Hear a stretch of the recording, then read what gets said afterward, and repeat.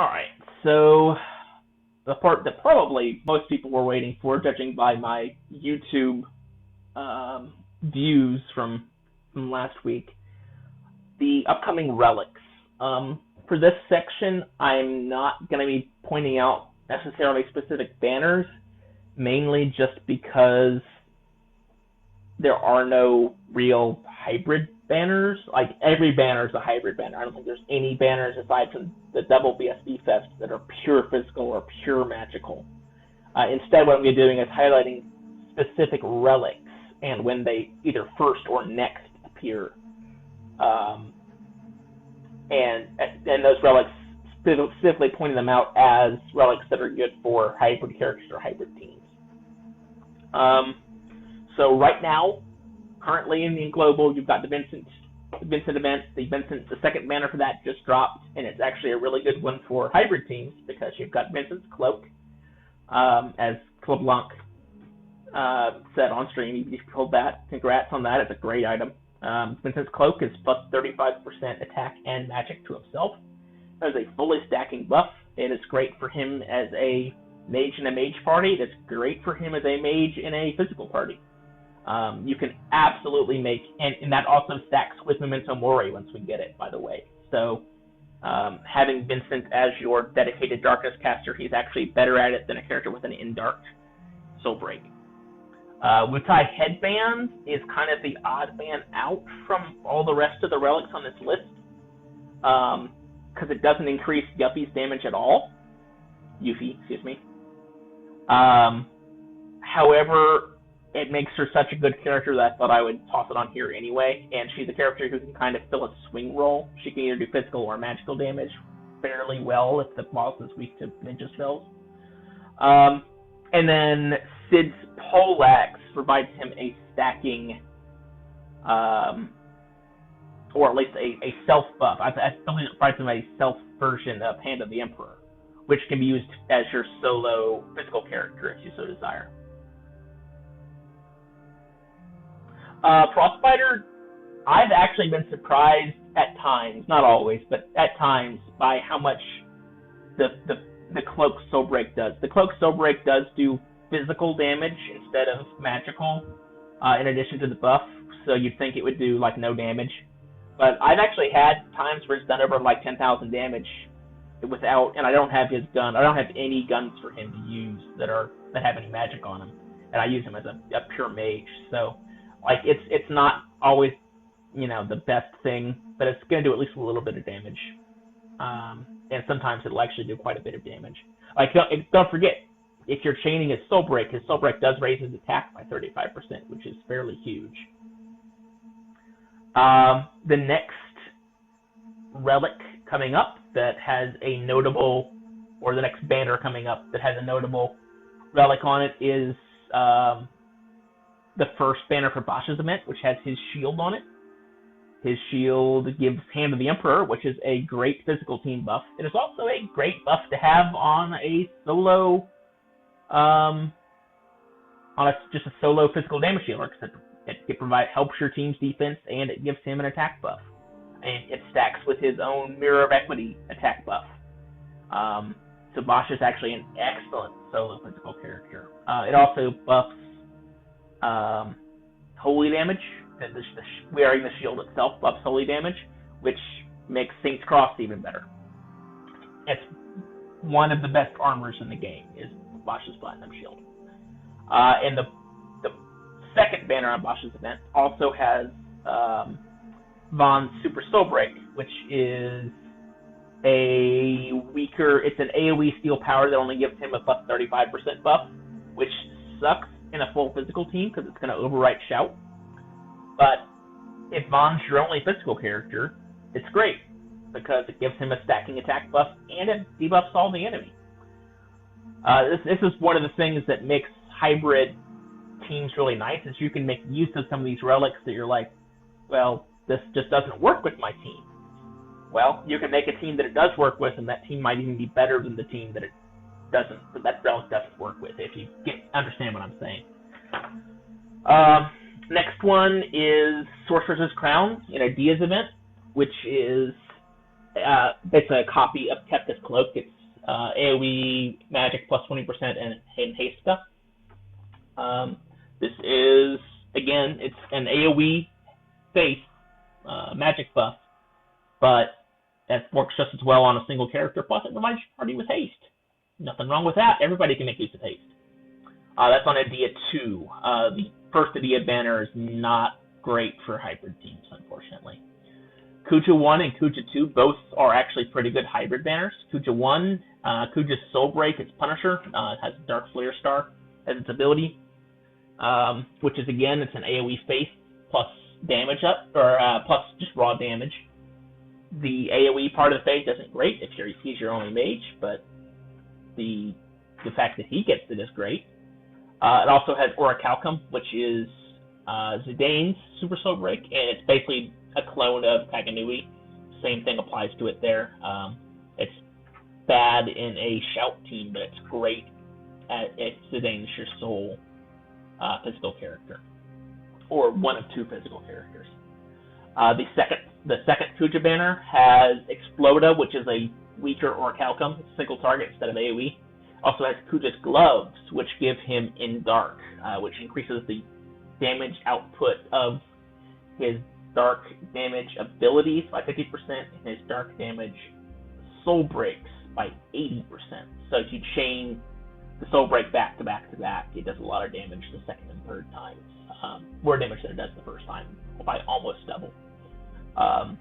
That's excellent to have. It makes him an excellent, and in fact, the gloves are better than Punisher. If you're wondering whether to pull on Banner 1 or Banner 2, his gloves are much better than Punisher, believe me. I have Punisher, and I wish I had the gloves.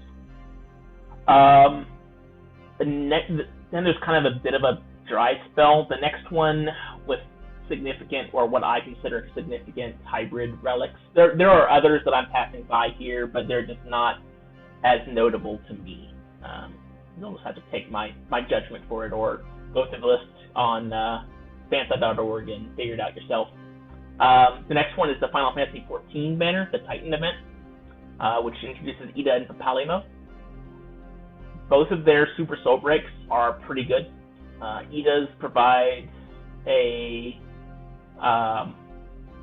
damage buff. I don't remember if it's self only or party, but it provides an attack buff. And then Papalimo's gives him an ice, which doesn't do much when you first get it, but the first multi-damage or multi-hit black magic spell we get is Chain Bazaga, and Papalimo can make that into just an absolutely brutal attack, especially if you have a ice damage up weapon to give him. The next relic, Ida's Soul Break, her Bracer is a crit buff, and Mind Up, which is a weird combination. Her Super Soul Break, which is Spyrai, is an attack buff. Or maybe it's the other way around. I'm pretty sure it was Spyrai that was the attack buff, but one of her two relics is an attack buff. The next banner that has a notable hybrid relic is Excalibur, Cecil's Excalibur from Yang's banner. No, we will actually probably see Excalibur before that point, maybe, possibly, depending on where the BSB Fest falls. But I'm only noting the first place it's guaranteed to show up. We will absolutely see Excalibur on Yang's event. We might not see in the BSB Fest, because DNA is DNA. Anyway, Excalibur is Paladin Cecil's BSB. Among other things, it gives him Unholy, which means Saint's Cross does absurd amounts of damage. It also provides him, as all BSBs do, and I'll get to this in just a minute, it provides a stacking 20% attack buff. So in addition to the Unholy, it provides that attack buff. He will be doing absurd amounts of damage with Saint's Cross, even if he's only buffing himself. Or like even if it's your only physical character, that's his only buff. It's Unholy and First Mode. The next one, Yang 2 is a pretty bad banner in my opinion. Yang 1 is incredible for almost any team. Yang 2 is pretty bad. the Tycoon Princesses banner. There's no new character or anything in that event, so I didn't know what to call it. It's the one that it focuses on Ferris and Lena. Ferris has a BSB, and her BSB is very good in that banner. But the real hybrid draw there is Edo's Whisker, which is X-Deaths and Dark Rod. It gives him the same in dark buff that Kuja's Gloves gives to Kuja. And it makes him just as good of a darkness caster as Kuja is. The next one is in Sid Reigns' event, Final Fantasy 13 event. That's the introduction of Hope's BSB, which is probably the best damage BSB in the game, other than maybe Razzmatazz. That's competition. It's Hope's BSB. It does holy damage. It gives him in holy. It gives him burst mode, and burst mode 1 is 4 hits holy damage. So it's just an absolutely brutally effective. You can put Hope with BSB into any team, and he will wreck face with his BSB, as long as the boss isn't immune to holy. The Eternal Rivals event is the Gilgamesh BSB event. The two notable hybrid, like this banner is incredible for anyone again. But the notable hybrid relics on that banner are Fire Lash, which is Kryle's second Super Soul Break. It's the one that's party 30% magic, haste, heavy regen, which is the best mage support relic or Soul Break in the game currently. But it also is just an excellent, just having her along as your soul mage, it's still excellent. It also provides Bartz's Cloak, which does like 4 wind hits and gives him in wind, which he can take advantage of with either Snowstorm Strike or Tornado Strike. Snowstorm Strike is the 6-star Soulblade. The Opera Dress Record event gives us Lightbringer, which is Celeste's first Super Soul Break. That is a party-wide attack and magic 30% buff. It is the first AoE attack and magic buff in the game. So she can actually use that for either role, although the Soul Break itself, the burst, also gives her in Holy, and she is up to Night 5 in that event in Japan, so she can use St. Cross. And the 2 burst attacks are both physical, so she's still kind of weighted towards physical attacks. But if you want to bring her as a mage, she does have access to black magic spells. Like if you want to use her as an actual mage character and have another physical character as your hybrid, her burst will actually help both your mages and your hybrid, your alternate character. So that's why I specifically highlight that one. It also has Terra's Super Soul Break 2, which I mentioned earlier, talking about why Terra is good. It gives her, it's 4 AoE fire hits and in fire, and she can just melt things with Meltdown. And the final relic at this point to note for specific relic to note for hybrid parties is Razzmatazz, which is Tidus's Burst Super Soul Break. We will almost certainly see this one in the Burst Super Soul Break Fest before Pain 2, but it does come back in Pain's second banner. This one is AoE water damage, and it gives him in water, and then it's water or non-elemental damage, and in water. And his 2 burst attacks are 4 water hits, water/non-elemental hits, and 2 water/non-elemental AoE hits. This is the best physical, just only considering the Soul Break itself, not support gear or the character it's on or anything like that.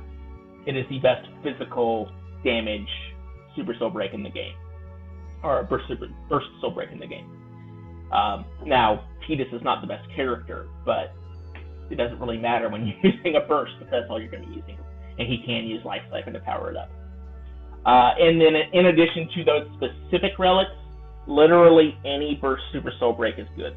I think the first burst Super Soul Break we're getting for a character who really can't do damage on their own is Selfies, which is just coming out tonight in Japan.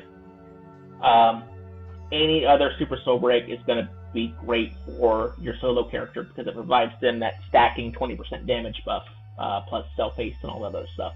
Plus it provides powerful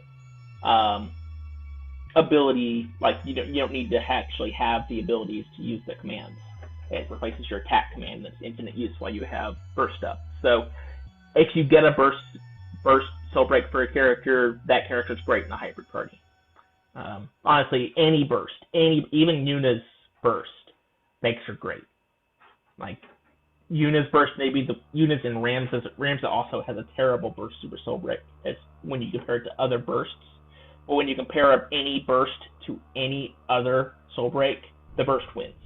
Like there's basically no contest unless you're talking about something like Sentinel's Grimoire, which is just, obviously in a class all on its own. Alright, so that is everything I've got as far as